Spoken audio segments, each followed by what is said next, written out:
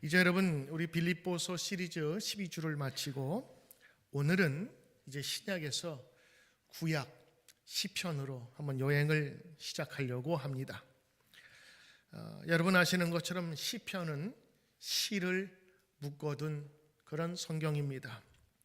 인생의 비밀과 지혜와 또 하나님을 경외하고 찬양하는 시편, 이제 그 첫 번째 시간으로 오늘 그 시편 1장을 시작하게 됩니다. 시편은 하나님을 찬양하고 기뻐하고 경배하는 가장 깊은 내용을 가진 성경입니다. 우리는 시라고 이렇게 얘기를 하지만 그 시의 원래 형태는요, 찬양이 있고 노래가 있고 기도가 있고 고백이 있고 감사가 있는 바로 그 모든 것을 모아놓은 것이 바로 시편입니다. 그 시편 150장이 있는데 그 첫 번째는 과연 어떻게 시작할까요? 바로 그 시작은 복으로 시작합니다. 복 있는 사람은 누군가? 복 받은 사람은 누군가? 그리고 그 복을 누가 누리며 살고 있는가? 어떤 길을 가야 복된 길을 갈 수 있는가를 우리에게 알려주고 있습니다. 자, 복 있는 사람을 이야기할 때 가장 먼저 생각해야 될 것은 그러면 복이 뭔가를 먼저 아는 것입니다. 여러분 복 받기 싫어하는 사람 있습니까? 다 복 받기를 원합니다. 그토록 사람들이 좋아하는 그 복은 무엇이고 여러분은 어떤 복 받기를 원하십니까? 여러분 복조리라고 있죠. 복조리에 뭐가 담기길 원하죠? 꽃이요? 돈 아닙니까? 그래서 복조리 보면 거기다가 돈을 올려놓기도 하고 이렇게 벽에 달아놓기도 해요. 자, 복주머니, 한복에 있는 거 항상 주머니 하나 있는데 복주머니라고 합니다. 거기 뭐가 들어있어요? 네, 돈 들어있습니다. 그리고 우리가 복하면 생각나는 것 세배하죠. 새해 복 많이 받으십시오 라고 하면서 뭘 받아요? 세배, 돈 받습니다. 그래서 우리 복은 우리가 많은 것 중에 필요한, 특별히 돈으로 연관시킬 때가 참 많아요. 그래서 복 중에 제일 좋은 복이 무슨 복이라고 그래요? 돈복이라고 그럽니다. 현대인들이 생각하는 복의 기준은 사람마다 다르고 각자의 문화와 사회적인 배경에 따라 좀 다를 거예요. 그런데 이 복이라고 할 때 꼭 없어서는 안 될 귀한 것들이 있거든요. 이게 있어야 복 받았다고 하는데 제가 몇 가지를 소개할 테니까 이게 복인지 한번 여러분 보세요. 첫 번째, 아까 말씀드린 것처럼 물질적인 풍요, 경제적인 안정이 되어야 복 받았다고 할 수가 있겠죠. 그 두 번째는 여러분 건강입니다. 건강을 가져야 복 받았다고 하죠. 우리 오복 중에 하나가 여러분 오래 사는 거거든요. 장수입니다. 세 번째는 그래도 한 평생 살면서 성공은 한번 해봐야 되지 않겠어요? 어떤 의미에서든 성공적인 삶을 살았다, 복받은 사람이겠죠. 네 번째는 행복한 가정. 그 행복한 가정을 이룰 때 화목하고 저 사람이 복받았다라고 할 수 있는 거예요. 다섯 번째는 자아실현. 평생을 끌려다니는 게 아니라 내가 정한 뜻을 이루는 것. 여섯 번째는 관계가 좋을 때 우리는 행복하다고 하지요. 일곱 번째는 전쟁이 없는 평화. 전쟁은 모든 것을 다 부수고 깨어버립니다. 그 일곱 가지 외에도 우리가 복받았다고 하는 여러 가지가 있을 것입니다. 사실은 이것뿐만이 아니라 많은 우리의 필요와 또는 욕구가 성취되는 것, 그걸 복이라고 하지요. 근데 여러분 이 모든 것을 다 가졌어도 만족하지 못하고 충분치 못하고 생각하는 사람에게는 이걸 복이라고 생각할 수가 없어요. 왜? 내가 다른 사람보다 덜 가졌다고 생각할 때 그때부터는 비교하면서 내 인생을 저 바닥으로 끌어들 때가 참 많이 있습니다. 같은 것을 가져도 남보다 더 가져야 행복하고 더 가져야 나는 복된 사람이라고 생각하는 그런 때가 참으로 많이 있지요. 더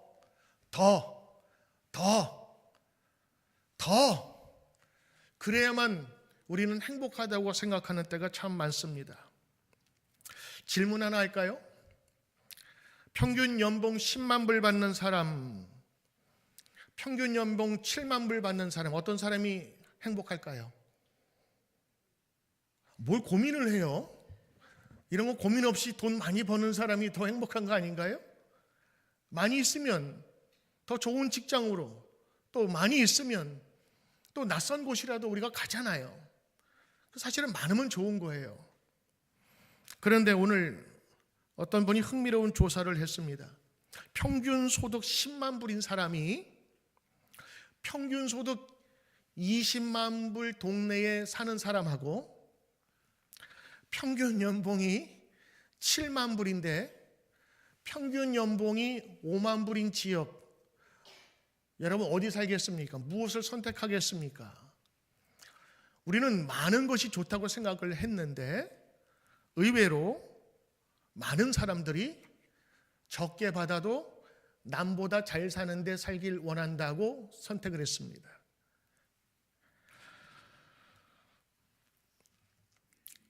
이 경제학과 심리학에서는 이런 상황을 상대적 소득과 사회 비교의 관점에서 분석을 하는데 평균 소득 10만 불인 사람이 20만 불 평균인 동네에 살게 되면 어떤 일이 벌어지는가?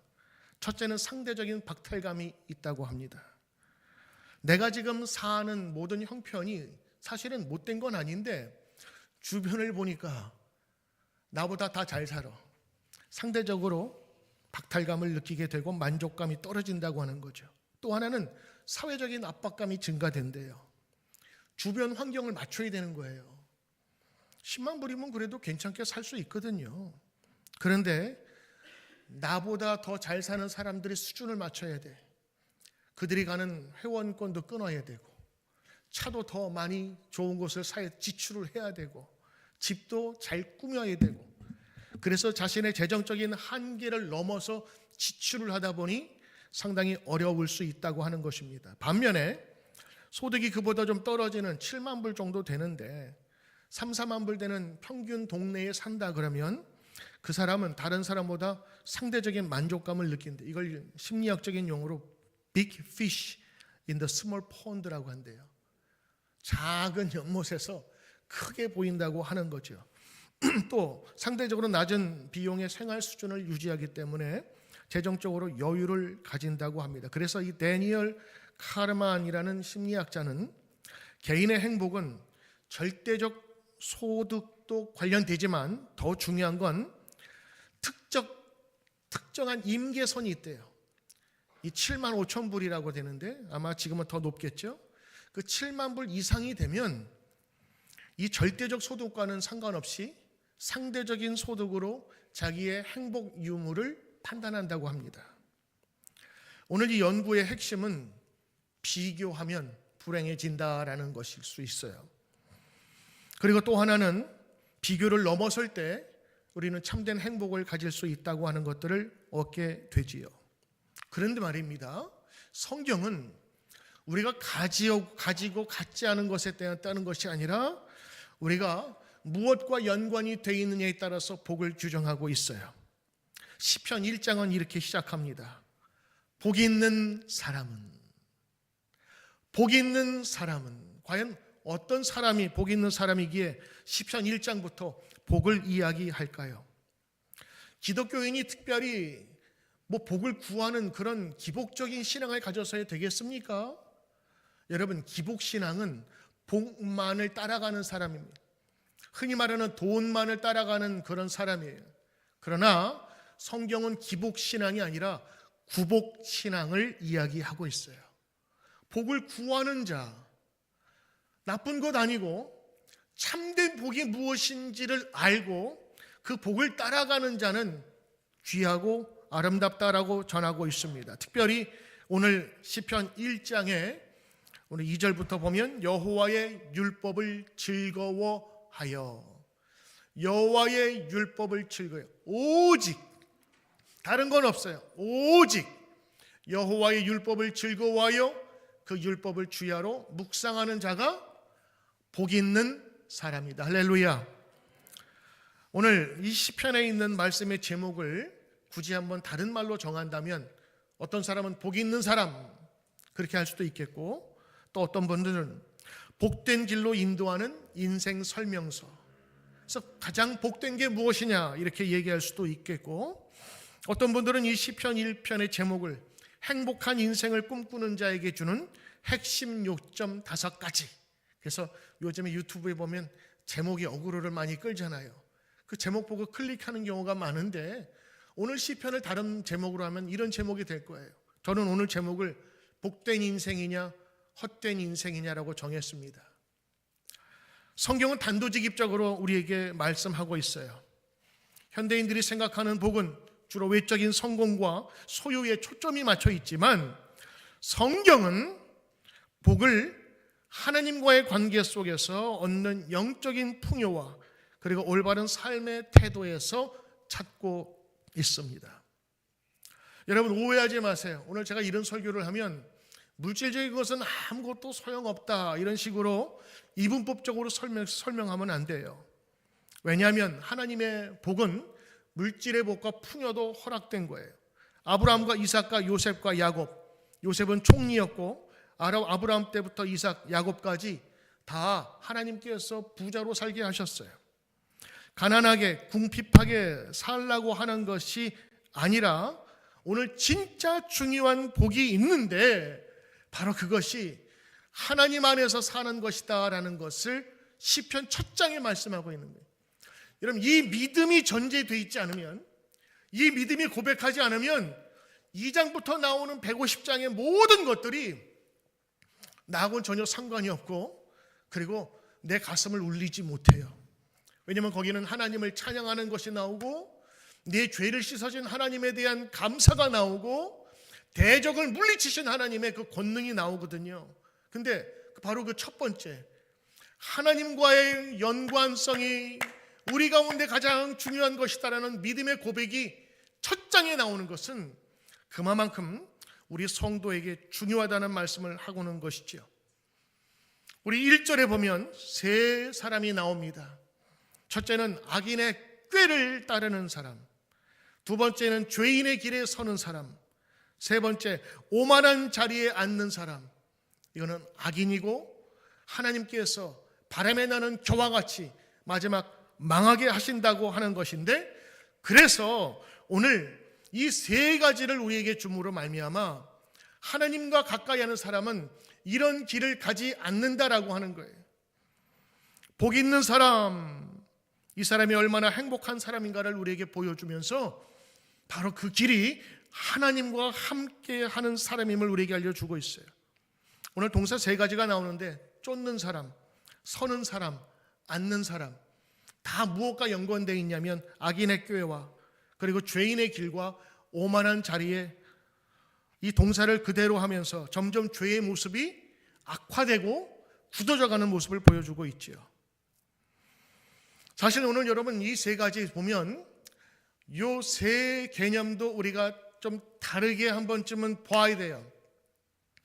악인들의 꾀 그러면 주로 도둑, 강도, 우리가 죄를 저지르는 사람들의 악한 것을 얘기하는데, 오늘 세 가지의 공통점이 있습니다. 그것은 바로 하나님을 떠난 자의 모습이에요.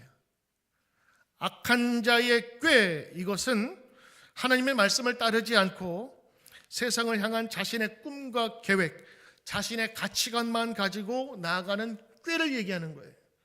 그것을 악인이라 그랬어요. 두 번째는 죄인의 길에 서지 아니하며, 하나님이 정하신 길이 있어요. 축복과 은혜와 생명의 길, 그 길이 아닌 다른 길을 가는 사람을 죄인의 길이라 이야기하는 거예요. 세 번째, 오만한 자의 자리에 앉지 아니하고, 우리는 오만, 또 비슷한 게 또 뭐 있죠? 교만. 그래서 오만과 교만이 우리가 보통 생각할 때 머리에 이 목에 힘주고 다른 사람 앞에서 뻐대기면서 사람들을 무시하는 것을 교만하고 오만하다 생각을 하는데, 실제로 진짜 성경에 나오는 교만한 사람, 오만한 사람의 특징은 뭐냐? 하나님이 없다고 하는 사람이에요. 하나님 없이 내가 모든 것을 다 할 수 있다고 생각하는 사람이 진짜 교만한 사람이고, 성경에서 말하는 교만이에요. 다윗은 교만한 자의 그 모습들을 대적의 모습으로 비유했어요. 대적들은 하나님을 알지 못해요. 그래서 그들을 교만한 자라고 얘기할 수 있었던 겁니다. 악인의 꾀, 죄인의 길, 오만한 자의 그 모든 특징은 하나님 없이 사는 사람들, 하나님의 뜻이 아닌 자기의 뜻대로 사는 사람들을 이야기하는 대표적인 세 가지를 말씀하고 있어요. 결국엔 성경에 복이 있는 자, 그 사람은 누구냐? 하나님과의 관계를 떠나고 하나님을 인정하지 않는 사람, 그 사람, 하나님의 관계 속에서 행복을 찾는 그 사람이 복 있는 자라고 선언하는 겁니다. 그래서 이 세 가지, 악인의 꾀를 따르지 않는 사람, 그래서 하나님의 꾀를 따르는 사람, 지혜를 따르는 사람, 죄의 길에 하나님 정하신 길 외에 다니는 사람이 아닌 사람, 그리고 오만한 사람, 하나님을 부인하고 하나님을 원망하고 하나님 인정하지 않는 그 길, 결국에는 하나님 안에 있는 사람이 복된 사람이다. 그래서 이 하나님 가까이 하고 싶은 사람은요, 그 하나님의 말씀에 귀를 기울이기 시작하는 거예요. 서로 연인이 사랑하면 서로 얘기 듣게 돼 있어요. 어느 가수가 그랬대요. 내 얘기가 재미없어도 웃어주는 여자. 사랑하는 사람은 그렇게 된대요. 하나님이 가까이 하고 싶고 하나님을 가까이 하고 싶고 하나님 만나고 싶은 사람은 하나님께서 무슨 이야기 하시나 궁금해요. 그래서 복이 있는 사람은 곧바로 뒤로 넘어가면 오직 여호와의 율법을 즐거워 하나님 말씀을 주야로 묵상하며 내 안에 두는 삶이에요. 왜? 하나님의 말씀이 내 안에 둠으로 나의 기준이 되고 나의 초석이 되기 때문인 거죠. 오늘 시편 말씀을 그냥 한 줄로 얘기하면 복 있는 사람은 하나님 가까이 하는 사람이다. 복 있는 사람은 하나님과 함께하는 사람이다. 복 있는 사람은 하나님의 그 모든 기준을 자기 삶의 기준으로 삼는 사람이다.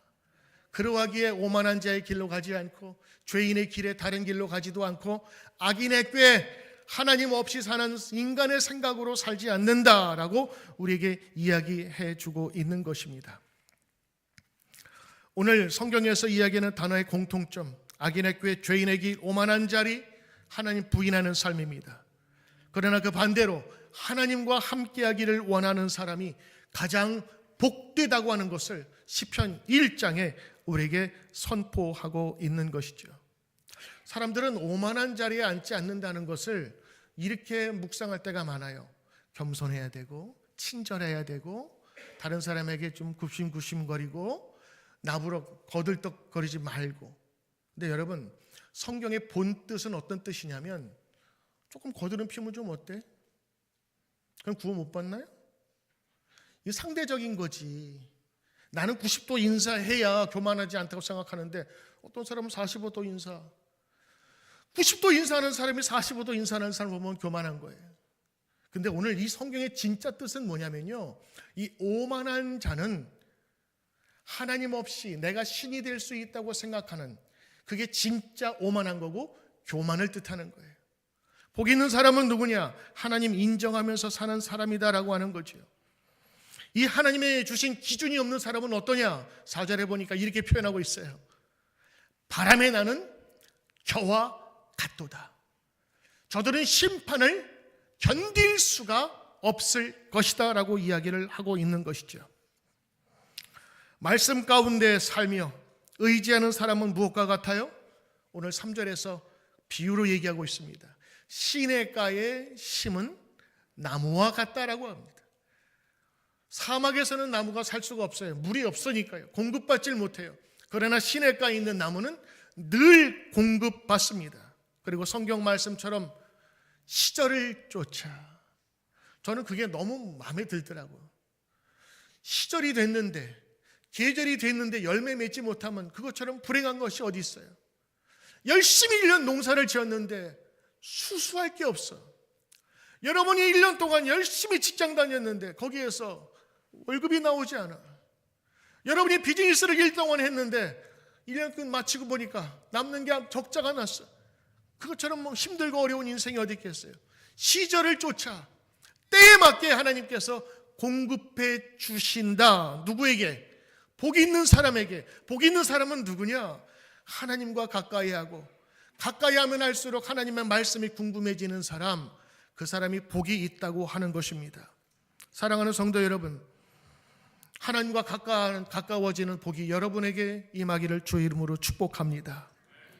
세상 사람들은 이 복이 때로는 우연이고 또 운수가 좋아서 얻어진다고 생각하는 사람이 있어요. 그러나 성경 안에서 믿음을 가진 사람은 그렇게 생각하지 않습니다. 우리의 모든 복은 어디서 와요? 하나님으로부터 오는 거예요. 누구? 천지를 지으시고 우리를 구원하신 하나님의 은혜라고 하는 것이지요.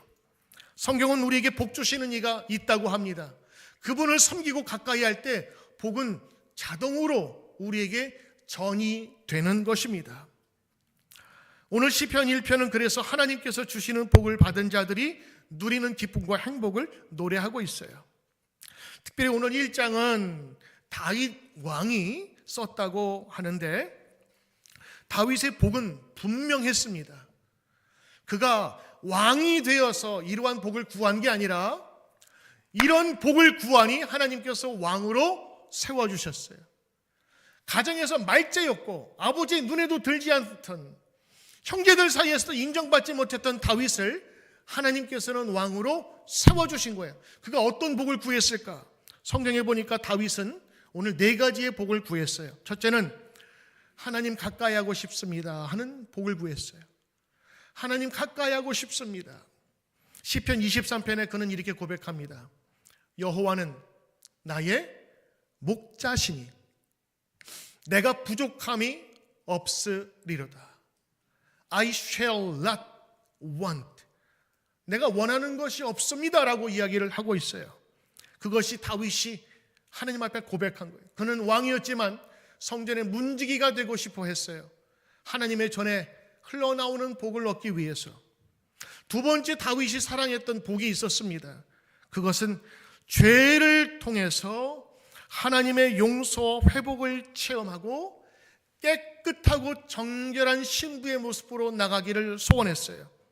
시편 32장에 보면 허물의 사함을 받고 자신의 죄가 가려진 자는 복이 있도다. 마음에 간사함이 없고 여호와께 정죄를 당하지 아니하는 자는 복이 있도다.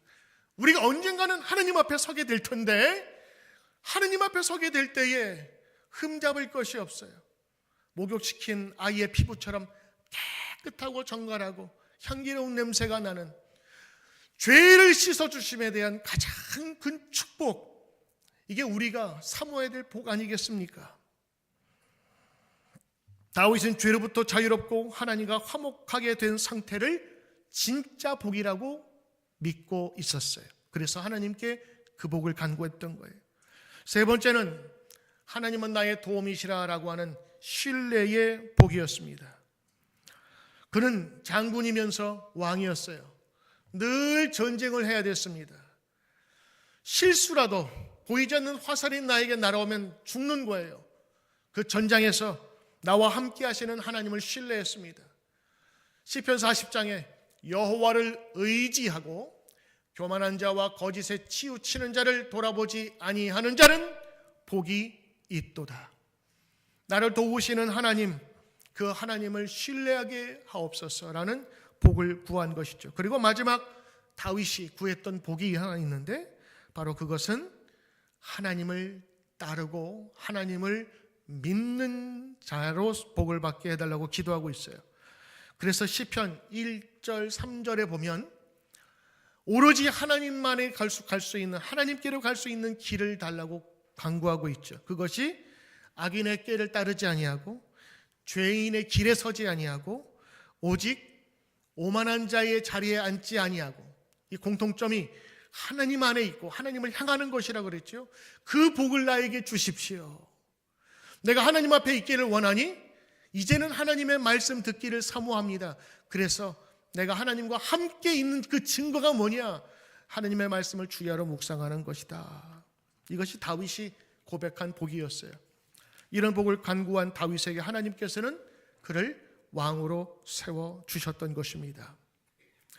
사랑하는 성도 여러분, 우리는 이 시편 1장을 우리가 읽으면서 복의 개념에 대한 근본적인 회개가 있어야 돼요. 교회 다니고 우리가 하나님 믿는다면서도 우리의 중심은 늘 돈의 논리로 결정될 때가 많이 있습니다. 돈이 많으면 하나님께서 축복 주신 것 같고, 좀 부족하면 버린 것 같고, 복을 안 받은 것 같고. 아니요, 우리의 복의 개념에 대한 근본적인 정의를 우리는 내려야 되는 것입니다.